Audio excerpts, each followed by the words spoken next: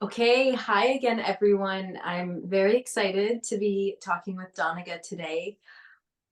I learned about Doniga through Katie Bowman. I was studying uh, Katie's work, and then a friend actually passed me uh, your first book into my hands, and I read it that summer where I was working on an organic farm, and I really fell in love with it and your work. And then I heard you went to Wilderness Awareness School, which was written in the book. And at that moment in my life, I was debating on whether I was going to go to WAS or not, and it just kind of all came together. And then I went to Wilderness Awareness School, found out Katie and Doniga were doing an event in Washington, and then I got to meet both of them.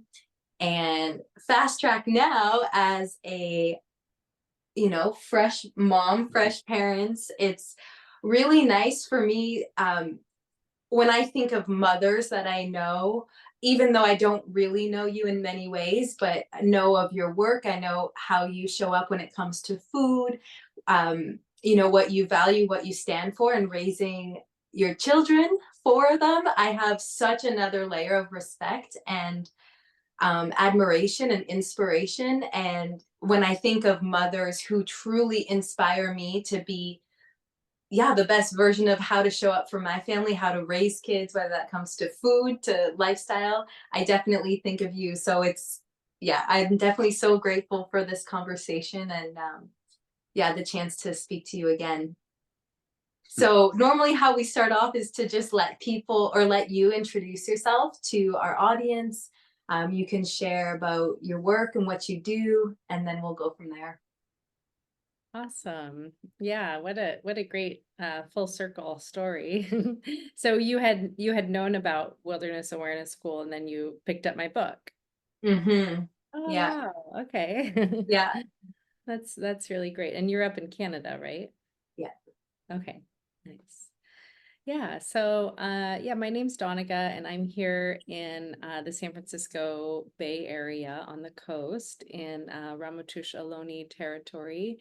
And we steward grasslands is part of my current work. So I'm a regenerative rancher, and I found that work through my time actually with Wilderness Awareness School and learning how nature functions in wholes, and that there's no coincidence. Everything happens for a reason. And so I had spent 7 summers tracking wolves as part of the work that I was doing with WAS. So we would do a combination of research and ecotourism every summer, and that's where I really learned the relationship of predator prey and the trophic cascade of that, predators, keystone species are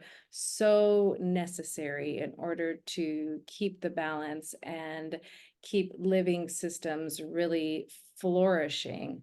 Mhm. To keep those animals moving. And it's really fun working with Katie because she helps to bring such a great perspective of how really my work is about movement, and Mhm. how to really harness that movement, not only in the work that I do when I'm out ranching, but also just observing the movement patterns of nature, that essentially I am responsible for moving my animals, like mimicking the predator prey relationship where the wolves would move large herds of elk or bison. And then those herds in turn move the grasses and all of the diverse species that are on these prairie ecosystems or mountain meadows. And then in turn, those grasses move the soil. Mhm. And it's really exciting what's happening right now in the world of regenerative agriculture, because soil is becoming uh, just risen to the top of one of the number one solutions to solve this climate change crisis that we're in. That if we rapidly adopt at a large scale regenerative agriculture practices that put carbon back into the soil, then we can essentially halt human-caused emissions. We can sequester all of that carbon into the soil, and it then becomes food for the diverse microbes that are making all of these living systems thrive, because without that diversity underground, you don't have the diversity above ground. So that's really the work that I'm doing now is how can we harness the power of the microbes to create healthy ecosystems, healthy food, mitigate climate change, biotransform toxins, like some of the major toxic waste and pollution that we sort of are dealing with on a daily basis. Nature has a solution for all of that. And the work that I've done with my family on our ranches, we've built a direct market meat business. So we've been direct marketing grass-fed meats and pasture-raised meats in the San Francisco Bay Area for about 20 years. And in the last few years, I've spent the majority of my time doing consulting. So consulting for folks that want to buy farms and ranches, want to figure out how to grow and raise their food in a very non-toxic way. And that's actually really difficult. Even if you just even if everything you touch, everything you eat is organic, you still are exposed to toxic chemicals. So I've been working globally on different agroforestry projects and working to transition soils to clean, healthy, diverse, able to capture carbon and really grow incredibly tasty, diverse food. So that's kind of what I'm doing. And it all started, at Wilderness Awareness School and learning the language of nature. It's Mhm. amazing. I'd like to hear more about the consulting because I think, um, as I guess homeowners and my short stint living off grid with Dariya and Dariya's few years kind of living very small and close to the land, I think something we see from a lot of couples and young families is this desire to move onto the land in a very minimalistic fashion. And I'd love to hear, maybe not tying into that point, but just, like you said, like moving onto a farm or a ranch, it's not, just falls all into place. It's easy peasy, follow this, 10 part, thing that I have. I'd love to hear like what you're having to speak to people about and what comes up. Yeah, yeah. I can see that there are a lot of folks, especially you know, post-COVID era, that just are really fed up with whatever they might have been doing in their urban life, or even just sort of wanting to make some changes. And what I really see is families or couples going out and like trying to do it all at once, right? Mhm. And if you think about it, it's, we are all descendants of hunter gatherers, and we are tribal people. We live in, we're used to living in villages and communities where um you know there's certain the areas that you can specialize in. And it's like, I remember, when I had little kids, I got really fired up with the work of Joel Salatin. And so I was sort of transitioning from some of the, nonprofit permaculture work that I was doing, pregnant, nursing, having babies, and wanting to be on the ranch more.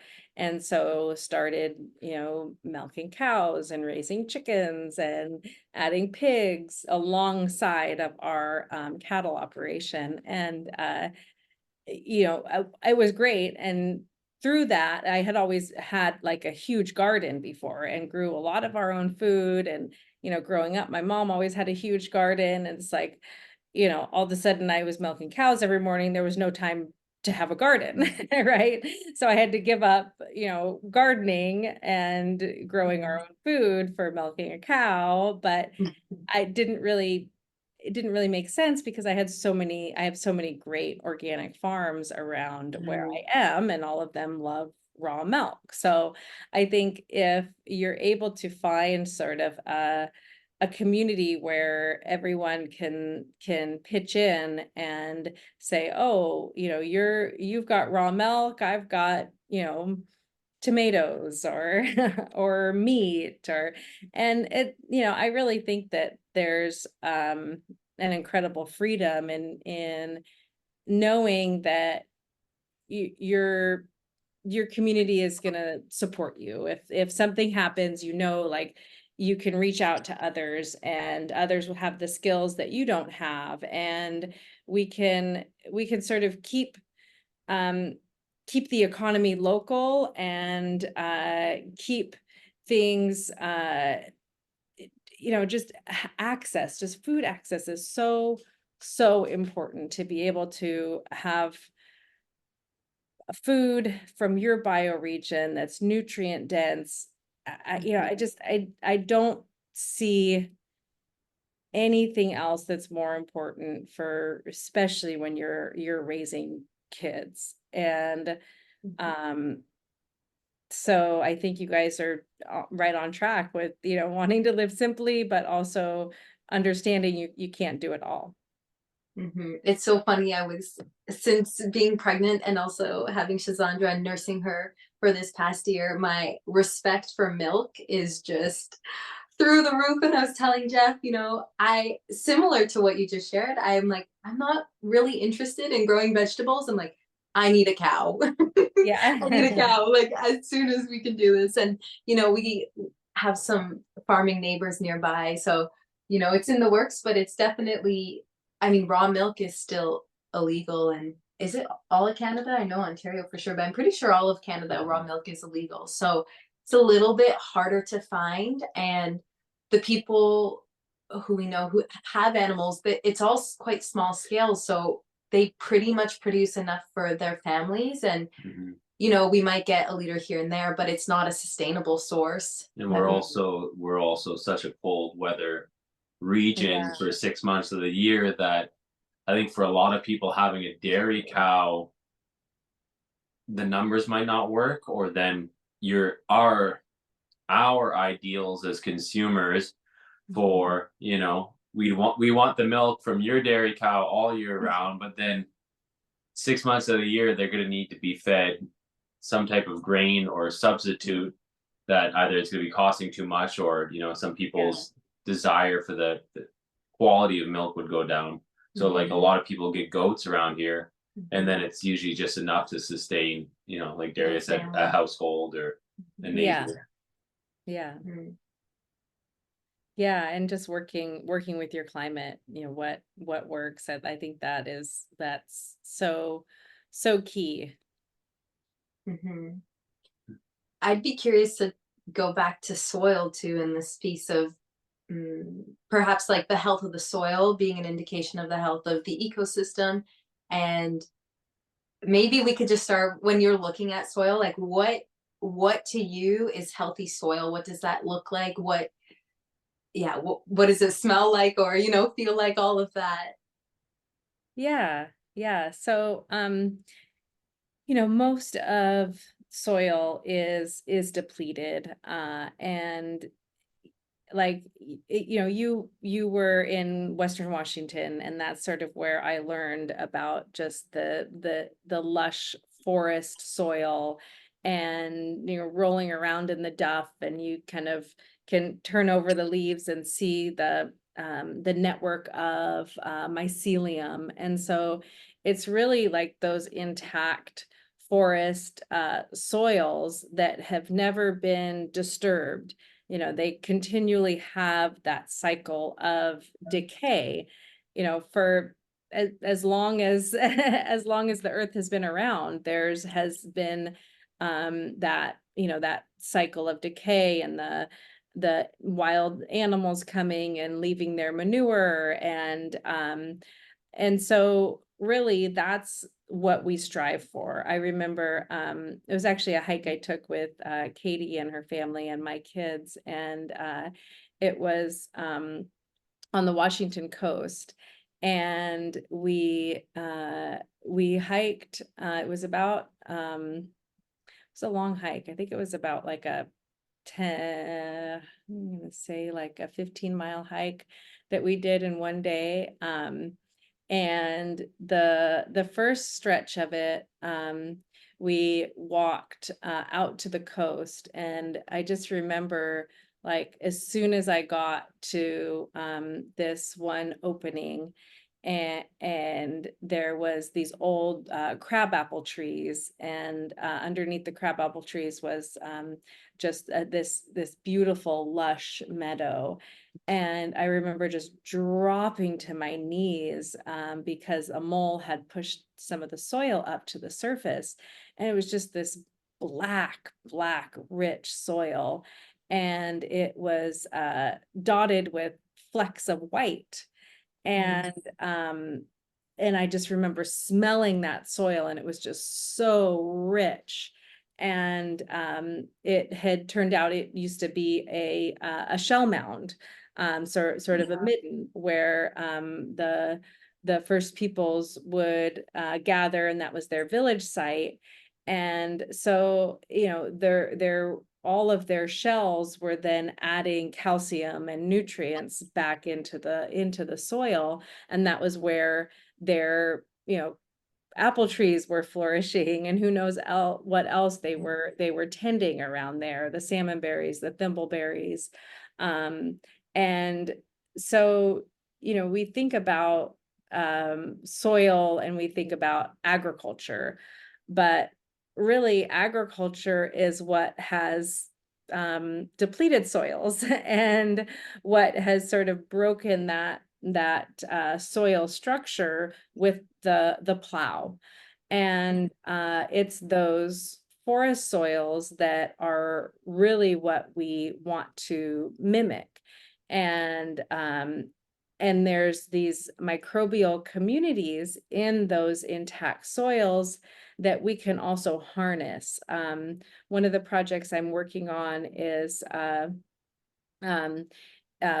work for a company that has farms in different regions, and one of the regions is in Costa Rica.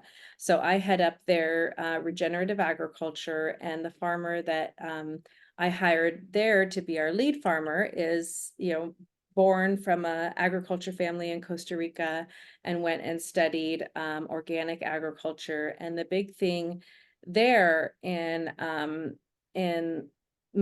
actually most all of Latin America is they're really harnessing what is coming from the land and what is coming from nature, as opposed to here in the US and probably Canada. Even organic farmers are bringing in a lot of inputs, right?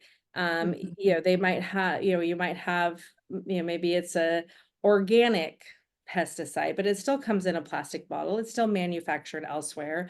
Or you can even get now microbes that will be mailed to you in a bottle. And, in other developing nations, it's like you need to get creative, and you need to live subsistently. You need to be subsistence farmers. So they work with a lot of manures and a lot of organic farmers in the US. It's so regulated, and you know, you have to, you know, manure is kind of like, oh no, food safety, but they work with a lot of manures, they work with a lot of microbes. So what we've been doing is bringing some of that information to some of the other farms that I manage in the US. And basically what we do is we go out to the most intact ecosystem that we can find closest to where you're farming. And so in Costa Rica, that's, you know, sort of in the deep jungle on the Osa Peninsula. And here in California, it's like in the deep redwood forests, the old growth redwood forests. So when we go out into those ecosystems, we look for like the areas that have not been disturbed, haven't been logged, you know, don't have a lot of human traffic or roads or compaction. And we go down and we're just like microbe hunting, and we look for, you know, patches of the, you know, the like that duff layer between where the leaves fall and, you know, where that soil has really decomposed. And that's where, you know, and where it's cool. And that's where there's so much life. And then we collect some of that up and bring it back to the farm, and we essentially propagate those microbes so that they can sort of be our farming allies, and help us to transition those soils to like a richer, more diverse ecosystem. And so, you know, we make these mountain microorganism sprays that we spray on the plants, and you can just sort of see the plants just coming alive and thriving when you're, you know, when you're applying these mountain microorganisms, because it's like they're just like, oh, I've been waiting for you. Where have you been? Where, you know, the microbes, they all went away. And they, you know, so then, you know, once you've gotten a regenerative system and things are really functioning and decomposing, and then you would, you know, then those microbes theoretically would propagate themselves, if, as long as those conditions are right, and, you know, you're not exposing the soil and all of those other principles of regenerative agriculture. Interesting. That's a Wow. technique I've used for home gardens I've done for years. Is I'll go out into the intact forest around our area. I'll find, you know, that fallen tree where the roots have been pulled up, and I can see that black, fluffy soil. And I'll, you know, put that in my like Costco bag, and then, you know, moose poop, Yeah. rabbit poop, you know, like all these things. If I see, you know, if I see a rock that's kind of been there for a long time, and I could see the soil underneath it's exposed, I'll grab some of the dust and that rock that's been breaking down for, you know, hundreds of thousands of years, and just grab all these pieces from the forest. Or, you know, oh, there's a piece of rotten log, I'll grab the punky wood and I'll put it in there. Anything that's been broken down, or like you said, you lift up that leaf layer and you're like, oh, look, nice mycelial network, the soil's all black, okay. And then just try to inoculate my home gardens with, you know, the tree mushrooms and all these broken down materials that I know that are going to add, you know, a spongy excess, almost like a potting soil, but now it's all inoculated with all the right stuff from the forests that are already growing and established, and trying to add that into my garden. Yeah. So on a larger scale, do you just do that and then just support the growth, or is there anything more, you know, particular to doing something like that, but on a large scale? Yeah, I mean, we're doing it on a pretty large scale, and essentially you create these bio inputs, and they, you know, you ferment, you create these ferments, and you add molasses, and you add some medium like rice bran, and then they just continue to grow and propagate. And so you always have, you know, this sort of zone on your farm where you're, you know, you're continually propagating those mountain Like microorganisms. brewing a compost tea Okay. kind of continuously.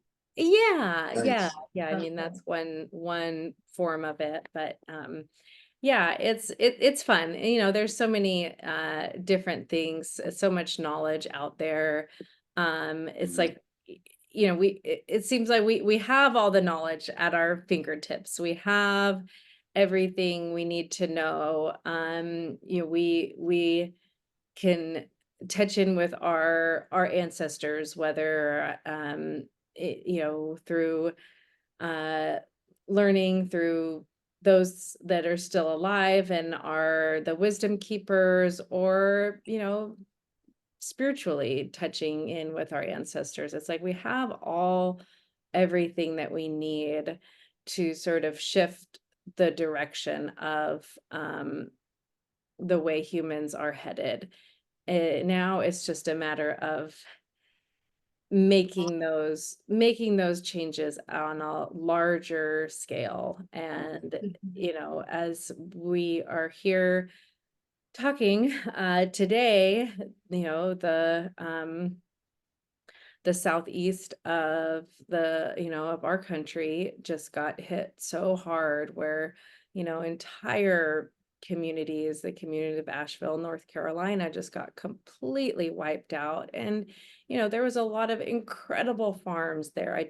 You know, can't believe some of what, you know, what they're facing. It's like everything you've built just unexpectedly gone, you know, all of your crops, your animals, everything. And that's just happening more and more with, you know, with massive, you know, fires that I know you guys experience a lot in Canada, and we experience a lot here in California. And then now tonight, this storm that's, you know, double, nobody's ever even seen anything like it. I mean, the weather man on the news channel, my friend was saying she was watching the news and he was just crying because he just could not explain how to, like, he could not fathom how to sort of like tell people the implications of this. I mean, it's just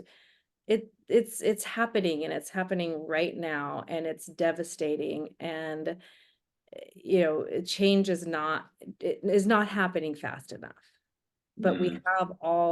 we have all of those tools. It's just a matter of choosing that path of regeneration. Mhm. We can do that. We can do that every day. Mhm. Mhm. Well, I think in today's society, what we're up against, it's a precipice of, um, you know, the luxuries that fell into our grandparents' hands that kind of disconnected them from an older life way, and the pleasantries kept growing and kept growing and kept growing, and it almost like the good times could never end. And now our generations are kind of seeing it like, okay, that was like a false hope narrative, whatever you want to call it. And like you said, all the pieces are there. It's just on us to put it back together. And it seems like there's like these climactic cataclysms, almost, you could say. It's um our pain is growing so much as humanity. It's just going to get to a breaking point where we're going to see no other option, that it's like, okay, like, no, sorry, we can't do it in any other way. Like, yes, there's unions, yes, there's multinational companies, but it's like, sorry, we have to plow your Walmart parking lot out of there because now we need to grow a field. And that's just Yeah. the way it's going to be. And I think the pain's going to be so big and glaring and in our face, whether it's the weather or just human conflict, whatever. It's going to get to a point where it's like, okay, we tried it this way, but like, we're going to have to go back to small, small self-sufficient communities, whether that means, your block, your subdivision, to your town. I know most towns are just made up of multiple small towns. So if you just break those down, and every 100 people is just has the other person's back, it's it's hard, because like you said, we have all these different modalities, all these different approaches, but it's going to take that where it hurts us all so much that it's like, okay, there's no other way. I think we're kind of like just riding that wave, where some of us are already on, on the wave watching it roll forward, and it's just like, come on, join us. But you know, it's gonna have to reach that point where everyone's had enough, I think. And then when there is a calamity, it'd be easier to pitch in, lend a helping hand. You know, the town, you know, that hasn't been hit can come over and be like, hey, we got your back. And yeah, it's interesting times for sure. Yeah. Yeah, yeah, it really is. And you know, I think there's, you know, there's a lot of dimensions to sort of seeing the path forward. And you know, I am very concerned about our youth and sort of the, you know, the mental health crisis that they're facing, you know, with whether it's climate anxiety or you know, result of exposure to toxins.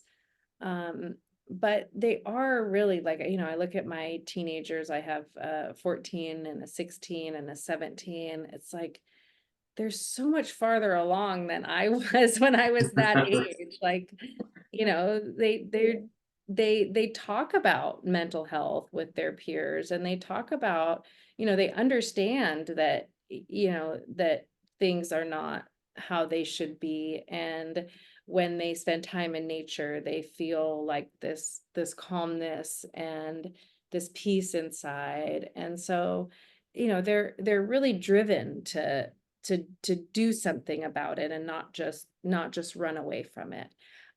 Which I feel like my generation was more of just like, ah, let's just, you know, get away and run in the woods and not, you know, not face it. But, you know, I think this upcoming, like my kids, their generation is like, let's face this challenge. Let's, you know, let's really make some change. I think you see it too. It's funny because you say that, but then sometimes you'll find that person whose parents were like 40 years ahead of everybody else, and they're like, their mom was like you. And then it's like, you didn't realize like they're the same age, and you're like, oh, you were raised like this, and like, oh, like your kids are like my kids already, but like you're a step ahead. And it's amazing that, yeah, it's growing for sure. Yeah. I'm curious to circle back to the soil as like this, you know, this root pillar for health, for thriving life. So, you know, healthy soil, healthy animals, delicious, nutritious meat, healthy human. I'm curious, you know, I'm just imagining that you raised your family off of really good food, probably from birth, whether it was all yours or, you know, your community. I'm curious if you've noticed an impact on the health of your children. Also, yeah, I mean, they're teenagers now. How, you know, relative to, I mean, not to like judge, but to just pick up on patterns and observe, you know, observe the effect of quality of food. Yeah. No, I mean, that's I like I said, I mean, it's like, besides giving them a loving, safe home, food is like the most important gift that you can Mm. give your children. Healthy nutrient dense food. I mean, my kids to this day have never had antibiotics. They typically don't get sick. I mean, now they're teenagers, they're kind of, you know, make their own choices. Yeah, they eat crap and stuff, but it's okay because they've had a really good upbringing, and their, you know, their microbiome can sort of handle whatever might come at them. Right. So yeah, they're just, you know, healthy, vibrant kids, and I don't see their peers in that same way. I mean, some of the peers that, you know, sort of, you know, are in kind of their nature awareness circles, but just at their regular public school, there's a lot of you know, different health issues, whether it be obesity or diabetes, that is plaguing our youth. And that's, yeah, that's really concerning. Well, it's easy to like take the edge of that conversation off a bit for people. It's just to, you know, compare your animals to a CAFO feeding operation. You know, some people the human side's a little too edgy, or like, you don't want to offend or push people around or insult. That's like, okay, yeah, here's, the cow on the field versus the cow in the feeding lot. Like, we could Yeah. just make comparisons that aren't judgmental or, going to insult their kids or whatever. But yeah, it's, as a rancher, you would know, like, so much goes into it. There's breeding, there's nutrition for your animals. You don't want to be, having terrible stock of animals and then just breeding them together for infinity. It's not going to result in a profitable, successful ranch. Yeah. Yeah, there really is a lot to it, and that's why it's so important to, like, honor those who grow our food Mhm. and, get to know them and understand that there's a lot of struggles. Like right now, there's this, California, I don't know, it's just like such a heavily regulated state for Mm. agriculture. And it's sort of like the last thing that farmers and ranchers need is another regulation. And, this sort of government uh, control of our food system is so harmful. And it really prohibits us from having choice and having sovereignty. And so, we see that right now, with sort of this upcoming presidential race, that, there's just so many like polarizing Mm. views and so many extremes, and it just, None of it's coming together. It's and only pulling apart. Yeah. nobody knows what to believe. It's like, Yeah. Yeah. you're doubting everything, and you really, you can't trust anybody. That certainly can't trust the media. And so it's just a tough, like, kind of icky, it just feels Mm. icky. So I'm curious. So your meat, is it labeled like USDA organic, or how does that work? Um, well, we have a couple different certifications. We're certified with the Audubon as bird friendly. So we're bird friendly beef, and that's a pretty extensive certification that Mm. sort of requires all of these regenerative practices, like monitoring your soil health and Mm. measuring the percent of carbon each year, and to see that you're actually are sequestering carbon in your soils. And it makes it so that you need to monitor vegetation for bird life and habitat. And so we've got the sort of healthy ecosystem and bird friendly beef part of it, and then we're also certified by the American Grass Fed Association, so 100% Okay. grass fed, grass finished. But Mm. yeah, all of our meat is Okay. processed in USDA facilities, and some of that is good because they're that it's clean and it's safe and it's done humanely. But when it comes to sort of like just there's just, I mean, there's so many hurdles that farmers and ranchers Mhm. have to deal with. I mean, climate change alone is one. And then to sort of be trapped in a cycle of debt, or sort of like needing to be, meet all of this criteria so that you can get the subsidies, really traps Mm. farmers in producing food in a very Mm. toxic way. And Mm. it's really difficult to break out of that, and that's Mhm. completely because of the way our government subsidies have worked, and it's the same Mhm. in Canada. Yeah, Mhm. yeah, we see a lot of that too. Of you know where the big corporations want the money to go, it goes, and it's far reaching for sure. I have a quick question. I was curious. You hit on that bird piece, and I was really that really like sparked me because I thought about that. I'm like, oh, like on like what part of like the migration pattern that plays? Because yeah, like we're seeing all the birds leave now to go visit you Mhm. because you got warm weather all year and we don't. So, but we're seeing a lot of the birds like change, and different birds coming through and different birds migrating past our location. But I wonder if you see, this is a bigger picture thing. Do you ever see the hunting, fishing world cross paths with the regenerative ag? I don't know what you would call it, like the organic food movement. Because, for example, like you were saying, like we want to mimic our natural ancestors and mimic that um, stress on the land that like working out a muscle stress isn't it first it's catabolic, it's destroying the muscle, but when it rests it rebuilds, it's anabolic and it's stronger when it comes back. Up here I don't think like there would have been crops, there wouldn't have been massive agricultural, and that history is constantly changing as people discover new stuff, but not the agriculture that we see today, or definitely not the agriculture that you guys would be doing down there.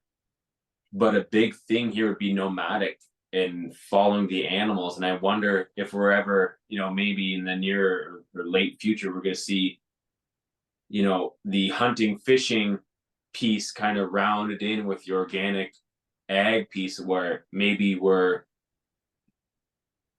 considering like, oh, maybe we need to raise the stocks of animals, or maybe we need to take some of these wild animals into captivity in ways that are harmonizing to the environment, where okay, maybe we have 1,000 acres and we can try to get more moose or more deer or more wolves and beavers and different things, and bring the wild, I guess, the fauna into the picture in places like this, because we don't have the same growing season. And we try, like, everyone's garden is trying to be like the California garden here, like we're dying for those 3 months of garden season, like, get it all Yeah, out, and yeah. then it's winter, and And it's it's funny, preserved down here, it's like the big trend now is carnivore, like the carnivore diet. yeah. Yeah. Like, oh my gosh, wait, no, you're That's gonna so really miss out on tomato season.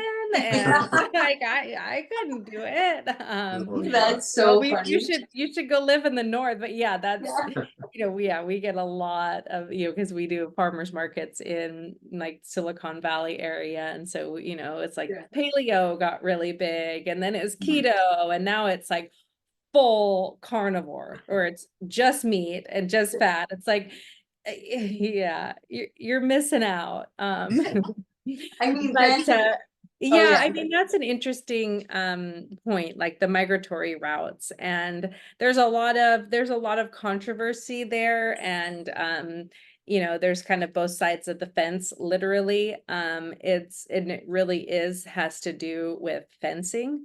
So if you had say we have cattle ranches, like we've got cattle ranches, a total of about 14,000 acres of cattle ranch land in Wow. coastal California here. And cattle, because they're pretty domesticated, pretty mellow, we use like low stress livestock handling. We can get really close to them. We can really gently move them through the different pasture moves. And so they don't require a lot of heavy duty fencing. And it's fencing that's all put up, that's wildlife friendly. It's smooth on the bottom. There's plenty of room for the deer to go under or over, and all of the wildlife is not impeded by these fences. And so then all of a sudden you get people like there's places in Europe where they're working to try to rewild regions. Well, then it's like, then you have this sort of liability of, well, if your elk or your bison get out on the highway and a car runs into them, you need these super robust fences. Mm, Guess what? Those fences impede the natural migratory routes. And so, raising bison is not always necessarily better than raising cattle, because it does impede those natural migratory routes. And also, it's like, you got to look at, when there was elk and there was bison, there was also predators to move those animals. And so without those predators, the land is not going to be healthy. And so you have to it's like, you can't introduce elk or a wild herbivore without some sort of mimicking their natural movement patterns. And it's interesting, because I'm preparing for this presentation that I'm giving later this month, for a summit, and it's mostly horse people, right? And they're very much like in the natural horsemanship world, and utilizing horses as a way to sort of tap into our intuition and into ourselves. Yet, you're keeping a horse that is a herd animal, that's used to being with a herd and migrating, and actually also being part of the regeneration of the earth. And you're putting them in captivity, essentially, and they're taken away from those natural instincts. And so I think that there's a lot to learn from how we interact with, whether it be wild animals, domestic animals, and how is that, going to in turn guide us towards essentially a livable planet, for our future generations. Like, I want my grandchildren to be able to live where they can breathe clean air, and they aren't so just like hit from every angle from so many toxic substances that there's no way that they could be healthy no matter how hard they try. So, really, I don't think it's about like whether you raise a bison or a cow. It's looking at, are those animals sequestering carbon? Are they promoting the cycles of nature to really thrive? Are they promoting biodiversity?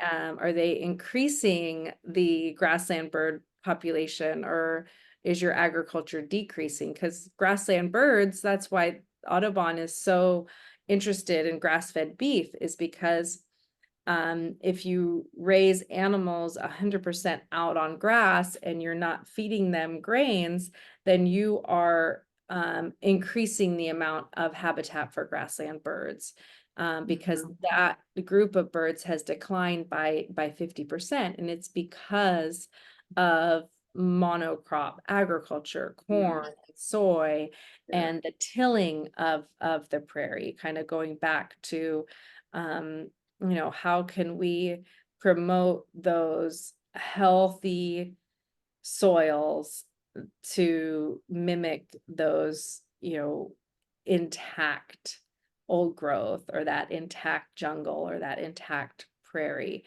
And, I really think that will solve so many of the issues that we're faced with today. I have a question about, maybe it's too personal, but just around like generational legacy. And since being parents, I mean, my mind goes just far beyond our lifetime, right? And so I think of you right now in this conversation, and this ecosystem that you've tended to, you raised your children, in terms of like generational wealth and legacy. I mean, I don't even know if you can answer this question, but what is your like vision or plan? Like, is it, you raised your children, and maybe one of your one of them is going to take over? Like, how do you sustain this beyond just your lifetime?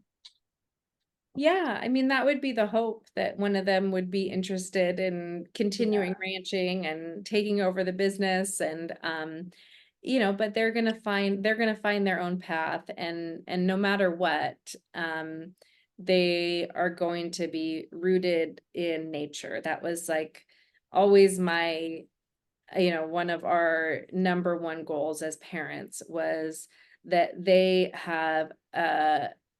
they're very comfortable. They know how to survive in the wilderness. They've gone through the rites of passage of wilderness survival and treks. And, that's just been a constant in their life. It's like they know that once a week, every Friday, they miss their regular school and they go to their nature immersion. And, they've been doing this since they were riding on my back, exploring creeks. They've always had nature as their constant. So they always have nature to go to. And that's where, when they're searching for their way in life and their vision and their path forward, that they know that they can always sort of connect to that calm place, that centered place, and find their way. So, I want my children to flourish, but I have no expectations for them to sort of stay on the ranch and take over. It's like, that option is there for them, but if they want to spread their wings and do something totally different, I know that I gave them a good grounding in knowing who they are and how they are connected to this beautiful planet, and all of these species that we interact with, whether we understand it or not. I think we're drawing near, and you got a hard out. So Yeah, maybe you can close by sharing about maybe your two books, Dawn Again, and then I believe the second one was Wolf Girl, right? Yeah.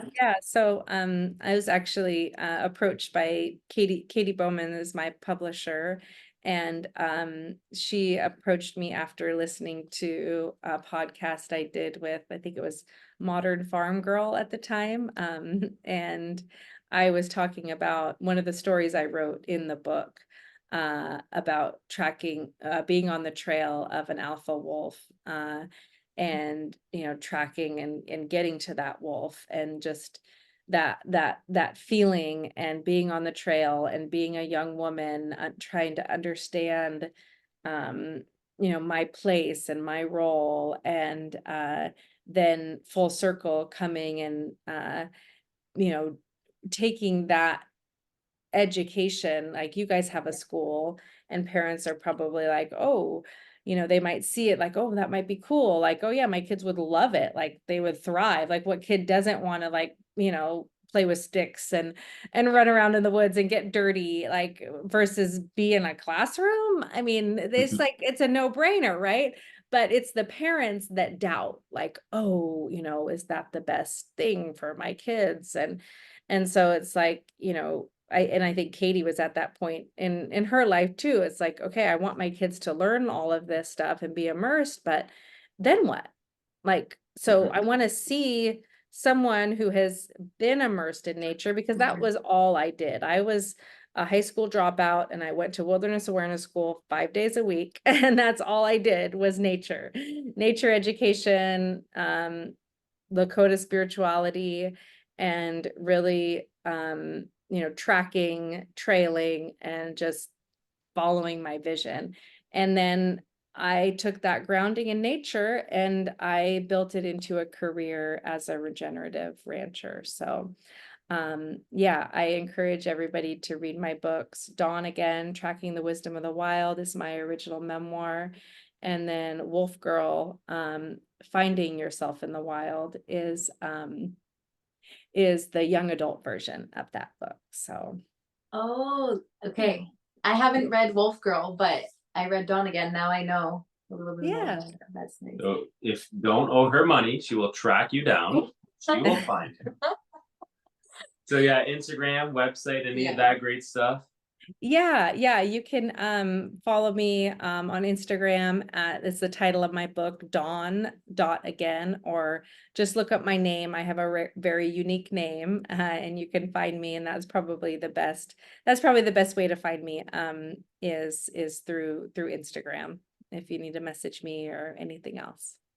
Awesome. Inspiration for the mamas. Thank you so much. Right. Thank you. It was a great conversation. Okay, talk to you soon.